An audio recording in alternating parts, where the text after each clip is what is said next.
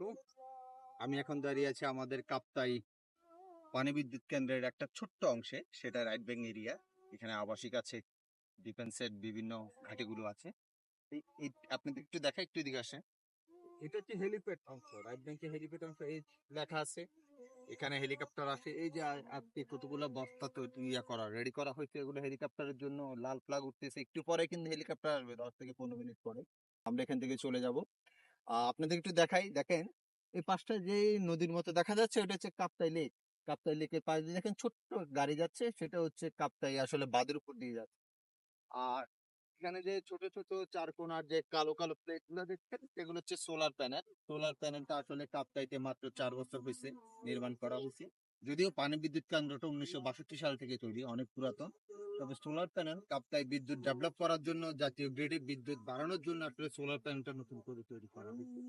এবং সোলার প্যানেলের পাশ দিয়ে যে অংশটা দেখতে পাচ্ছেন, সেটা হচ্ছে বিদ্যুৎ ভবনের যে কর্মকর্তা কর্মচারী আছে তাদের বাসভবন। এবং এখানে একটা স্কুল আছে, সবচেয়ে বড় স্কুল, যেখানে এসএসসি সেন্টার পড়ে।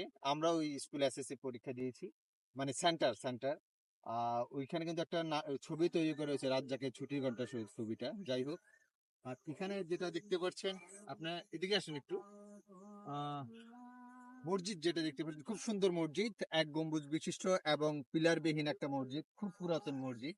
এবং ওইটা হচ্ছে কর্ণফুলী নদী। ওই পাশে যেটা দেখালাম ওইটা লেক, এটা নদী, শুধু মাঝখানে বাটটা দিয়ে দুইটাকে পার্টিশন করা হয়েছে।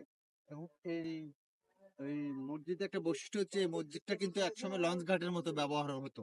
যারা একসময় কাপ্তাইতে, যখন রাস্তা ছিল না, মানে চট্টগ্রাম থেকে আসার সময় কাপ্তাইতে ভূমি বা রাস্তা ছিল না, তখন বিভিন্ন জেলা মানুষজন কাপ্তাইতে কিন্তু এই লঞ্চ ঘাট দিয়ে, চট্টগ্রাম থেকে লঞ্চ দিয়ে এখানে এসে ভিড় করতো লঞ্চগুলো।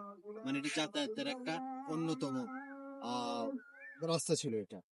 আর দেখেন উপরে আকাশ, সাথে মেঘ, সাদা সাদা মেঘ, নীল আকাশ, সবুজ গাছগাছাড়া, পাহাড়।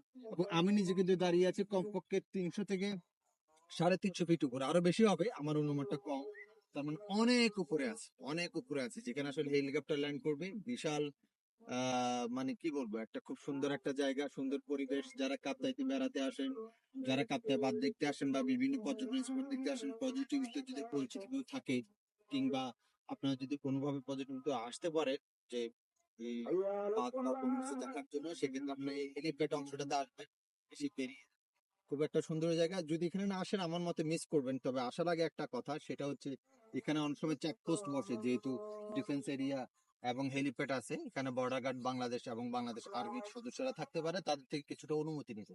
অনুমতি নিলে ভালো, আপনিও কি পরিষ্কার থাকলেন। আচ্ছা, আজকে পর্যন্ত, কোন এক সময় আবার কথা হবে। আর আবার একটু দেখিয়ে নিই আমার এই মাতৃভূমি, এটাই আমার জন্মভূমি। দেখেন খুব সুন্দর জায়গা, যদিও আমরা দেখতেই তো অভ্যস্ত, জন্ম থেকে দেখি, তারপর ভালো লাগে।